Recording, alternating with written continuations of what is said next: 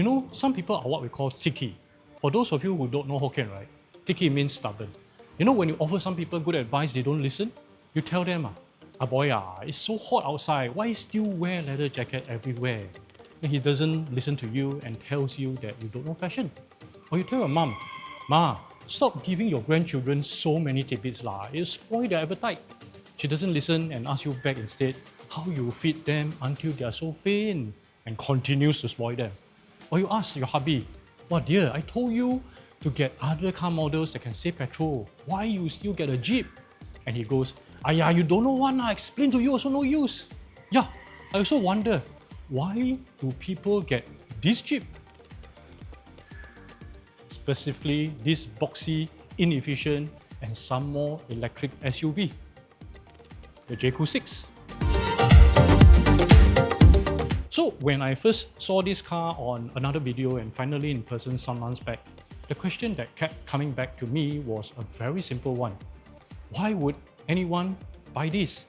I mean, in a country where COE is insane, electricity is expensive, and every EV owner is obsessed with range, efficiency, and optimization, why would someone choose an SUV that looks like it doesn't even care about any of those? So that's exactly why I wanted to find out in this video, especially when I discovered that this car has won several awards, including SG Kamat's Electric Compact SUV of 2025 and Motorist Car Design of 2025. And more so, especially when Omoda-Jaecoo invited me for a test drive. Now, because sometimes, right, the cars that don't make sense in reality are the ones that deserve a closer look. And maybe those ticky buyers know something we don't.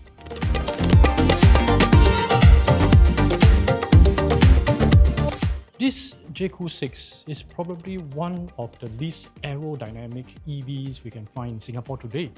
It's boxy, upright, and unapologetically unaerodynamic. And if you look at it purely from an efficiency standpoint, it almost feels like it's going against everything EVs are supposed to stand for. No? But regardless, there will be people who buy this kind of cars. In fact, I think its closest rival, the Suzuki Jimny 5-door SUV, though it is petrol, has a cult following that swears by that car or nothing else. But the difference between the Jimny and this Jaecoo 6, this car is electric, and I believe it is the first electric SUV here that is in this form. Anyway, before we continue to look deeper into this car, let me just share about the branding of the Jaecoo 6. Now, this car comes in many names. In fact, in China, where this car was built, it was sold under the iCar brand. It's called the iCar 03 there, and hence we are seeing a lot of eyes on this car. But in Malaysia, this car is called the iCaur 03, presumably due to the trademark issues of the name iCar there. And believe it or not, literally before we started filming the B-rolls of this car, right, it was called the Jaecoo J6. Now it is just the 6. Whatever it's called, know that Jaecoo, iCaur are all under the Chery Group, which is a behemoth corporation in China that has won the title of the car company with the most number of exports in 2025. I mean, if I have the opportunity, I can do another video on Chery, which some of you my age will remember Chery only by the QQ Mini hatchback that's aesthetically cute but terrible in all other aspects. Also, if this is your first time watching my videos, you've got to set your expectations that I don't do typical car reviews where I spend 20 minutes reading out specs that you can probably Google in 20 seconds. What I care about sharing with you is how a car feels to own and live with in Singapore, emotionally, practically, and financially. I mean, when entry-level cars here cost like $150,000 and above, buying a car here is never a purely logical decision, especially this SUV. So what I want to do in this video is not to convince you that the Jaecoo 6 is the best EV out there. It never will be. Instead, I want to figure out together with you who this car is actually for. Oh, by the way, Omoda-Jaecoo only loaned me this car for a couple of days to experience using and living with this car. They didn't sponsor the video. No money changed hands. In turn, I told them to expect a no-holds-barred review that they cannot say no to nor interfere. So essentially what you are going to watch here will be my unfiltered true feel of the car. And if you've watched my previous review videos, you know I will not be apologetic to point out the flaws. So let me start with the elephant in the room here first. Many people have commented on social media, on Reddit and in forums about how energy inefficient this car is. So if you are someone who is obsessed with EV efficiency, range numbers, and how many kilometers you can squeeze out of every kilowatt hour, this car is going to frustrate you. And at $160,000 as at the time of this filming, if you expect a luxury grid ride, you're probably going to be disappointed. And if you want strong performance numbers or that typical EV shaft when you step on the accelerator, this is not the car for you. Even the interior isn't for everyone. Some of the materials feel basic, some of the plastics are hard, and the sound system, despite how I tune it, is honestly quite mediocre. The infotainment system also isn't going to wow you either, with limited apps in the system. And while there is a phone app, which is good and more than some brands can say, this is not a Tesla or Xpeng level software experience. And there's probably more nitpicks, which I'll share later. So let's first talk about the looks, since it's won a Design of the Year award. Like we analyzed earlier, right? This car is built as a boxy, rugged-looking SUV. I'm sure Chery looked at some European and Japanese SUV like the Land Rover Defender and the Suzuki Jimny and said, what if we make an electric SUV that resembles the look and feel of these cars, but we make it fully electric and more affordable? So yeah, people who love rounded crossover and egg-shaped SUVs won't buy into this shit. I, for once, think that it looks modern rugged, like what a G-Wagon or a Land Rover wants to portray, but this Jaecoo does it in a more, Xiaomi home appliance design kind of way. So the exterior looks clean in many angles, especially when viewed at oblique angles. Yes, it's boxy, yes, it's upright, but that's also its biggest strength. I mean, there are the I branding everywhere, in front of the car and behind the car, and also you will find more inside the car. And these flat wheel arches, which practically makes the car that little bit more difficult to clear tight car park turns. On this car, all these just look right. In fact, when I see this car parked next to the Omoda E5 in the showroom, I think the Jaecoo 6 looks much better, even though the Omoda is supposed to have sexier curves and flows. And not only that, I got a feeling that the designer of this car puts in the tiniest of details on the exterior with a befitting story to tell for it. Now take for example the lattices on the IDRL. I think it's done this way to make it look like scaffolding. You know that this is a rigid solid car. Or the box behind the tailgate that most SUV have the spare tire. Jaecoo slaps on a jerry can instead to hint to us the adventurous nature of this car. Or even this tiny little silhouette of the car at the rear quarter window that looks like it has just cleared some jagged terrain and now driving on some electric looking ground. Could it be a clever design play to tell us that this EV can still do some off-road action?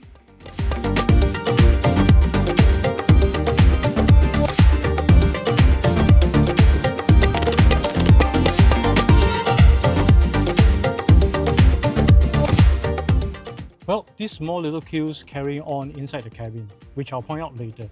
But let's explore the interior first. And immediately inside, while the outside is clean Xiaomi design, the inside calls to mind the matte, bold design of Dyson. Because some might get turned off with the mismatch of themes and materials. I'm sure the first thing you'll notice is the green and gold theme. While I first heard about it, I honestly thought it would look awful. I expected it to feel gimmicky and overdone, but after seeing it a few times, I somehow think it works and it gives the interior character. Much better than the boring black and silver interior you'll find in most other cars. And the materials, right, with the mix of false leathers with gold stitching, piano black plastics framed with gold linings. Normally this would scream murder in many other cars such as my BYD, or worse, in a Tesla. but somehow I think it works amazingly well in this car. Anyway, if you don't like this color, just opt for the black and silver theme instead, which is safe, but rather boring in my opinion. So enough of the design, let's check out the functionalities. Now the cockpit looks busy, but it's actually quite simple to operate, and a bit sparse in my opinion. I mean, the 3-spoke steering bears 2 multifunction knobs and 2 buttons for mainly ACC and audio functions. There are 2 stocks here. The left one is for signal and wiper fluid, and the right is for the gear stick and ACC toggle. Everything else is controlled, set or configured from the infotainment screen. And this screen is large at 15.6 inch, but it's not a surprise anymore after I've sat in so many Chinese EVs with this same size screen. I mean, it is responsive enough, bright enough, and refresh quick enough for normal use. And since this car doesn't have a lot of apps, right, it's adequate. So I'll just bring you through a few of the apps, starting with an intelligent scenarios where you can actually find map, pets, and trailer modes. Not the most used features, but at least they are there. Then you can set your drive modes here, which you can find the usual Eco, Normal, and Sports mode. Now this particular car is the Cat A rear-wheel drive version, so it doesn't really have the off-road modes. And I think that's about it for the apps, with the rest being Apple CarPlay and Android Auto, and settings more than apps.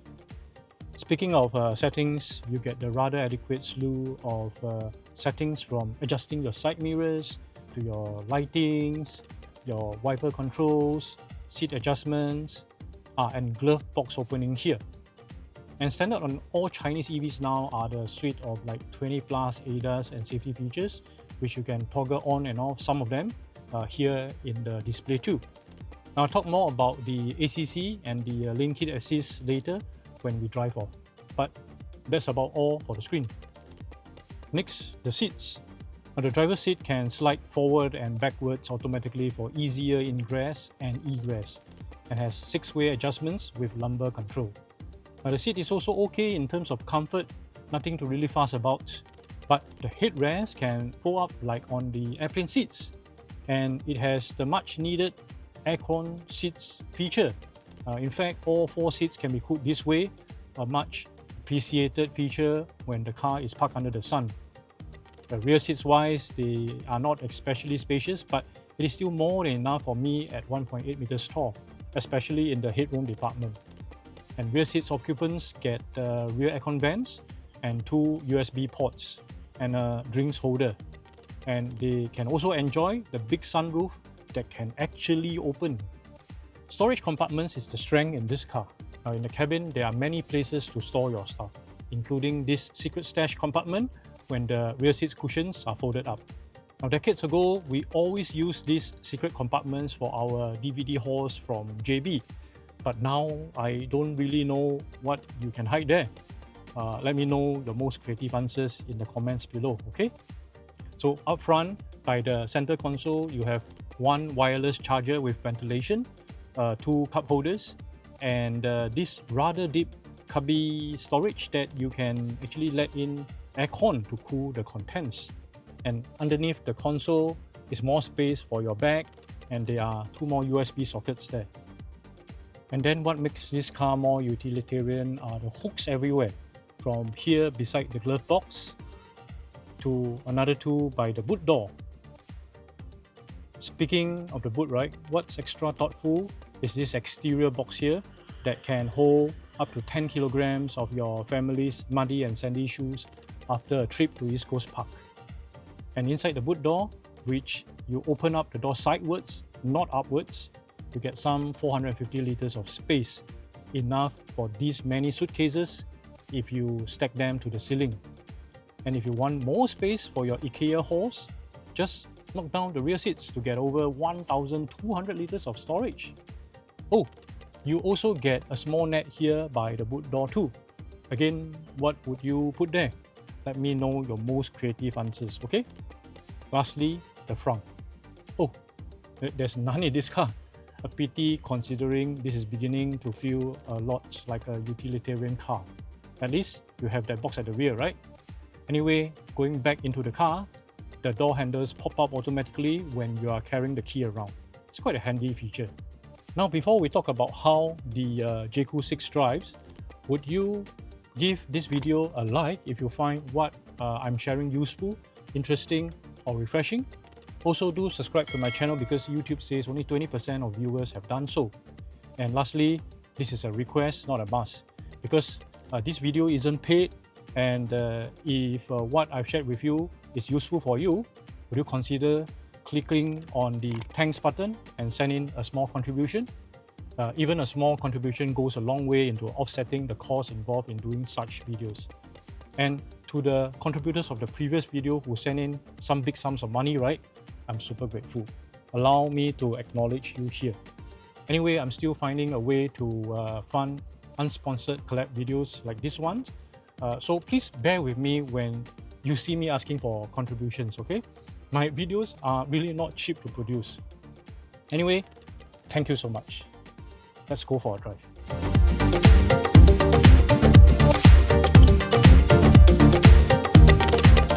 You know, at this point, right, for those of you who are rooting for this car, the existing owners, the would-be buyers, and especially for people at Jaecoo, you're apprehensive about how I would rate the car's drive? Well, we all know that sedans handle far better than SUV because of their lower center of gravity, right? And in a tall SUV like this 6, body roll and pitch will tend to be more pronounced, and suspension tends to be more squishy. Well, oddly, I think this car drives rather fine. Honest. I mean, it's not like Mercedes GLC level of comfort or the BMW X3 type of drive feedback, but it's really not bad. I wonder, is it because the car is tuned for some form of off-road that on-road it feels pliant and confident enough? Perhaps because this Jaecoo 6 is an EV, so despite the higher ride height, the lower center of gravity helps. I mean, at low speeds, the car suspension is firm without being uncomfortable. There's none of those, rocky boat kind of feeling that I sometimes get when driving taller SUVs. So it's actually pretty easy to live with. Visibility is excellent because of the boxy shape, and you can see the corners clearly. And maneuverability in tight car parks is better than expected despite the flare wheel arches.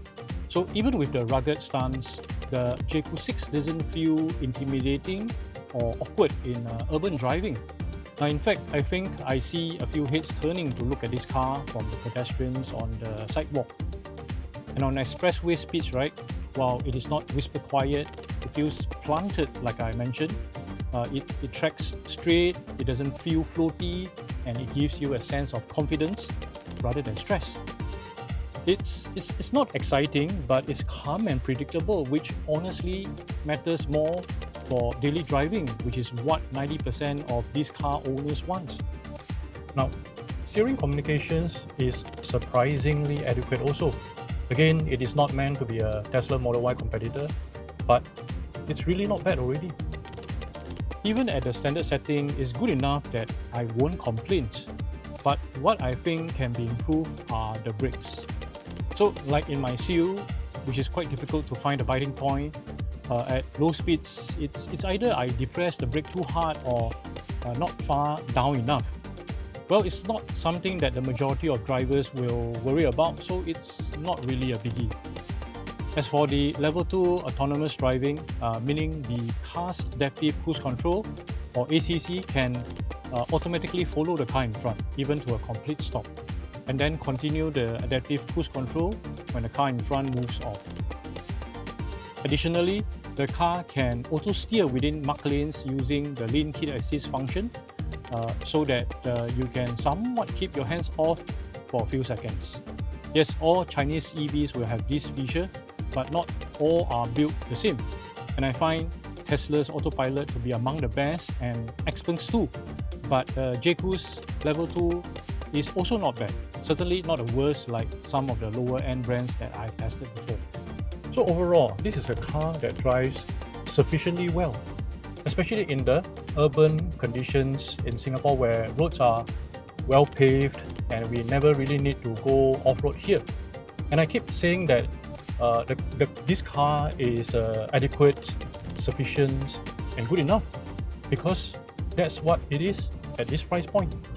The Jaecoo 6 isn't pretending to be a hard off-roader like the Jimny or the Defender, and it doesn't claim to be a luxury or performance SUV like the Zeekr 7X or Xpeng G6. As the only boxy SUV EV in its class, it's like that student in class who isn't the smartest or the worst. He's just there at his desk minding his own business and couldn't care less about meddling with others. He's just in his own world. So what if this car's 0 to 100 timing is slow by EV standards? The Jaecoo 6 is meant to be looked at and admired by drivers seated in their homogeneous egg-shaped SUVs. So what if the WLTP range is only 354 kilometers and real-world claims can even be lower? Charges are plenty in Singapore, and drivers here seldom go long-distance driving anyway. And so what if the interior and the sound insulation doesn't scream luxury? The Jaecoo 6 is meant only to impress the owner with all the mishmash of materials, that polarizing green-gold theme, and those minute details like those forced rivets that reminds you what a different car this is.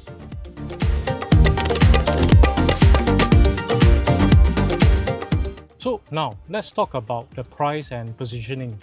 At around $160,000 at the time of this recording, the Jaecoo 6 sits in a very interesting spot.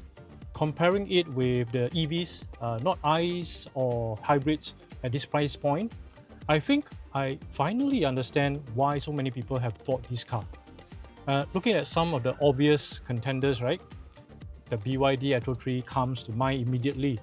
Now it's more expensive and it's quite old now, and it's very common and honestly quite boring now too.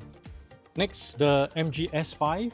It is cheaper, but is a soft crossover, not a rugged boxy SUV. And same like the Aeon V, even though it has higher spec, but it is also more expensive. And because it has now become a PHV car, I think it has lost some appeal to private buyers. Now moving on to the more uncommon contenders. First up is the Kia EV5. Now I haven't test driven the car, but it costs a lot more. And Korean interiors, they are quite different from Chinese interiors. Next, the Dongfeng Tigo is just released, and I think it's too new to judge properly.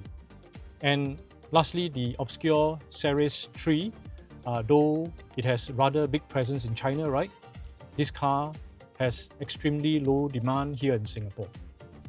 So when we look at what's actually available, the G6 offers something different because it has no direct competitor. It doesn't need to be better in every metric. It just have to be different in character. And with that, right, I finally understand who this car is for. The Jaecoo 6 is not really a car you buy with your head.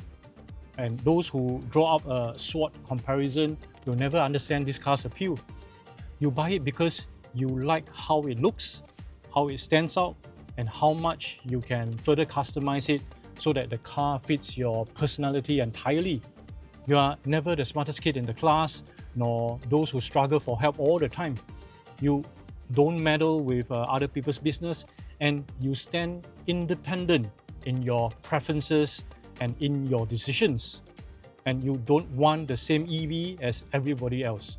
You are the one who values character over efficiency and who doesn't mind trading some range for presence and practicality.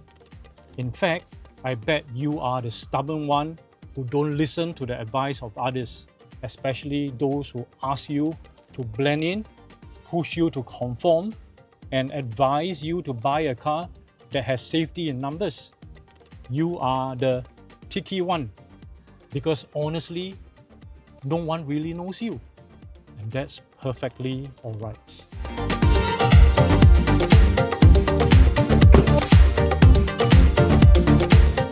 So, great job to Omoda-Jaecoo for bringing in this car, which is really a segment on its own. Now, I believe that the Jaecoo 6 will continue to sell well in 2026 as long as the COE doesn't spike up.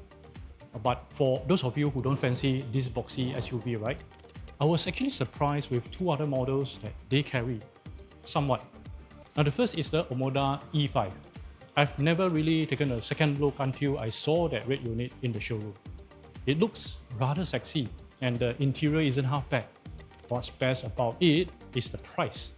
I think it has got to be one of the cheapest EV we can get today. And then there's the second car there. Well, technically it isn't in the showroom yet. But after I saw it at their motor show stand, I cannot wait for the Jaecoo J8 PHEV to arrive. Or is it called the Jaecoo 8 now?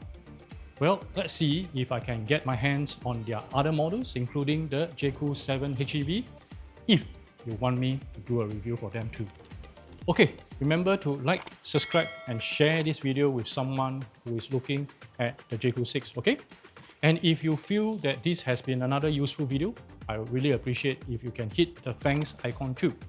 Lastly, I wish to thank Omoda-Jaecoo for loaning me this car for an extended test drive and a second unit for our production shoots. If you also wish for your car to be featured too, do send me an email, okay? I'll see you in the next video where I'll be featuring the Xpeng G6 from a brave personal owner.